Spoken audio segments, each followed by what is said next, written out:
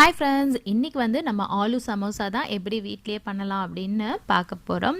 Aloo சமோசானா potato samosa உங்கள் எல்லாருக்கும் தெரியும் அப்படின்னு நினைக்கிறேன். இது வந்து ரொம்பவே நம்ம கடையில் வாங்குகிற டேஸ்ட்லேயே வேணும் அப்படின்னா கண்டிப்பாக இந்த ரெசிபியை ட்ரை பண்ணி பாருங்கள் அப்படின்னு தான் சொல்லுவேன். கடையில் வாங்குறது கூட சம்டைம்ஸ் வெறும் பொட்டேட்டோ வச்சு கொடுத்துருவாங்க, ரொம்பலாம் டேஸ்ட்டாக இருக்காது. பட் இந்த ரெசிபி நீங்கள் ட்ரை பண்ணி பார்த்தீங்கன்னா ரொம்பவே டேஸ்ட்டாக வந்தது. இதுக்கு வந்து ஒரு 2 கப் அளவுக்கு மைதா மாவு எடுத்திருக்கேன். இது கூட வந்து ஒரு 1 டீஸ்பூன் அளவுக்கு உப்பும் ஒரு 1 டீஸ்பூன் அளவுக்கு ஓமம் இதெல்லாம் சேர்த்துக்கோங்க. அதுக்கப்புறமா ஒரு 1 டேபிள் ஸ்பூன் அளவுக்கு நெய் சேர்த்துக்கலாம். நெய் சேர்க்கறதுனால நல்ல கிறிஸ்பியாகவும் மாவு ஒரு வாசனையாகவும் இருக்கும். இதெல்லாம் சேர்த்து நல்லா மிக்ஸ் பண்ணி விட்டுக்கோங்க. மாவில் முதல்ல எல்லாமே சேர்ற மாதிரி நல்லா வந்து மிக்ஸ் பண்ணிக்கோங்க. அதுக்கப்புறம் வந்து தேவையான அளவு தண்ணி சேர்த்துக்கலாம். கொஞ்சம் கொஞ்சமாக தண்ணி ஆட் பண்ணிக்கோங்க. ஆட் பண்ணிவிட்டு கரெக்டான பதத்தில் நீங்கள் வந்து நல்லா பிசைஞ்சு எடுத்துக்கோங்க. ஓவராக தண்ணி ஆட் பண்ணிடாமல் கரெக்டாக கொஞ்சம் திக்காக இருக்கிற மாதிரி பார்த்துக்கோங்க மாவு. இப்போ வந்து மாவுலாம் நல்லா பிசைஞ்சாச்சு. இதை கொஞ்சம் நேரம் நம்ம வந்து ரெஸ்ட் பண்ண விட்டுடலாம். ஆயில் அப்ளை பண்ணிவிட்டு ரெஸ்ட் பண்ண வச்சுடுங்க.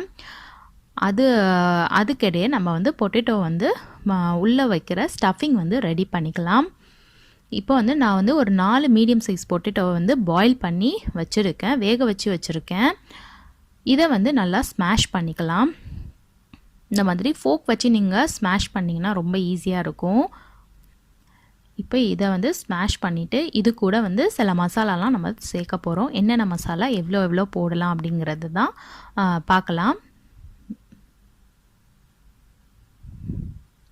இதுக்கு வந்து ஒரு 1/2 டீஸ்பூன் அளவுக்கு உப்பு, மிளகாய்த்தூள் வந்து ஒரு 1 டீஸ்பூன் அளவுக்கு, கொத்தமல்லி தூள் வந்து ஒரு 1/2 டேபிள் ஸ்பூன் அளவுக்கு, கொஞ்சம் எல்லாத்த விட ஜாஸ்தி இருக்கிற மாதிரி பார்த்துக்கோங்க.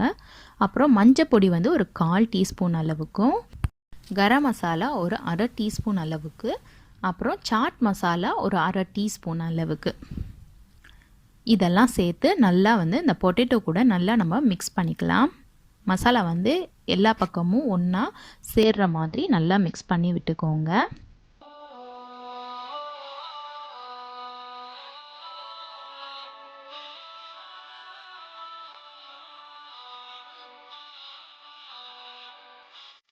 இப்போ வந்து ஒரு பேனில் கொஞ்சமாக ஆயில் சேர்த்துக்கலாம்.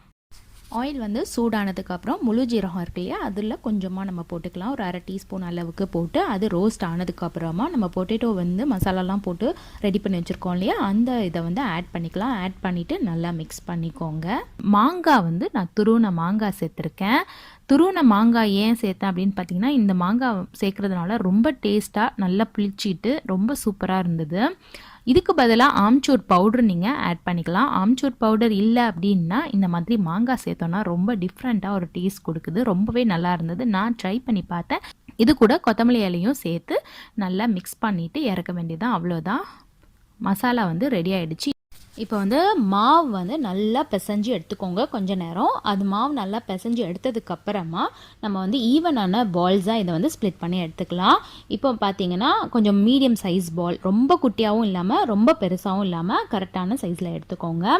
எப்படி இதை வளர்க்க போகிறோம் அப்படின்னு பார்த்தீங்கன்னா, நார்மலாக நம்ம சப்பாத்தி வளர்க்குற மாதிரி தான் இதில் வளர்க்க போகிறோம். ஆனால் கொஞ்சம் ஓவல் ஷேப்பாக இருக்கிற மாதிரி பார்த்துக்கிட்டிங்கன்னா உங்களுக்கு கொஞ்சம் ஈஸியாக இருக்கும் அந்த ஷேப் கிடைக்கிறது.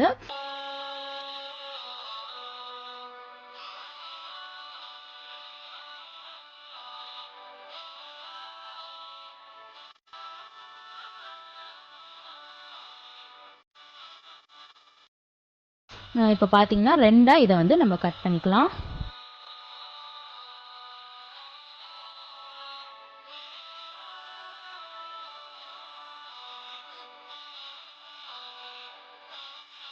இந்த மாதிரி 2 சைடும் வந்து நம்ம வந்து தண்ணி வச்சு 2 கார்னர்ஸும் வந்து நீங்கள் இந்த மாதிரி ஒட்டிட்டீங்க அப்படின்னா நம்மளுக்கு அழகாக கோன் ஷேப் கிடச்சிடும். இதில் வந்து நடுவில் நம்ம ஸ்டஃபிங் வச்சுட்டு இந்த மாதிரி நம்ம ஓரமும் எல்லா ஓரங்களும் தண்ணி அப்ளை பண்ணிவிட்டு நம்ம வந்து ஸ்டிக் பண்ணிடலாம். அவ்வளோதான், நம்மளோட ஆலு சமோசா ரொம்ப சூப்பராகவே ரெடி ஆயிடுச்சு. இதை வந்து நம்ம ஆயிலில் ஃப்ரை பண்ணி எடுக்க போகிறோம். அவ்வளோதான், ரொம்ப சிம்பிளான இது தான். பட் டேஸ்ட் வந்து ரொம்பவே சூப்பராக இருக்கும். முன்னாடியே நீங்கள் மாவும் பிசைஞ்சு வச்சுட்டு பொட்டேட்டோவையும் அவிச்சு வச்சுட்டிங்க அப்படின்னா போதும். இது வந்து உடனே நம்ம ரெடி பண்ணிடலாம். இந்த மாதிரி மசாலா போடுறதுனால ரொம்ப டேஸ்ட்டாக கிடைக்கும் உங்களோட ஆலு சமோசா. இது கூட வந்து சர்வ் பண்ண க்ரீன் சட்னியும் சாஸும் இருந்தால் ரொம்பவே சூப்பராக இருக்கும். டொமேட்டோ கெச்சப்போடு சாப்பிடும் போதும் ரொம்ப டேஸ்ட்டாக இருக்கும். ஸோ நீங்கள் வந்து இந்த க்ரீன் சட்னியும் கண்டிப்பாக ட்ரை பண்ணுங்கள். க்ரீன் சட்னி வந்து சிம்பிளாக நம்ம வந்து புதினா, மல்லி, உப்பு, பச்சை மிளகா, லெமன் ஜூஸு, அதுக்கப்புறமா கொஞ்சமாக வெங்காயம் இதெல்லாம் சேர்த்து போட்டு அரைச்சி வச்சுட்டா போதும். நம்மளோட க்ரீன் சட்னியும் சூப்பராக ரெடி ஆகிடும். அதையும் கண்டிப்பாக ட்ரை பண்ணி பாருங்கள். இந்த சமோசாவில் பார்த்தீங்கன்னா நம்ம வந்து ஓமம் போட்டதுனால அது ஃப்ரை ஆகும்போது ரொம்ப வாசனையாக இருக்கும். இந்த சமோசாவில் அதுதான் ஸ்பெஷலாகவும் இருக்கும், ரொம்ப டேஸ்ட்டாகவும் இருக்கும். இந்த மாதிரி நம்ம ஸ்டஃப் பண்ணி நம்ம சமோசாலாம் செஞ்சு ஃப்ரீசரில் வச்சுட்டோம் அப்படின்னா நம்ம வந்து எப்போ வேணாலும் எடுத்து ஃப்ரை பண்ணிக்கலாம்.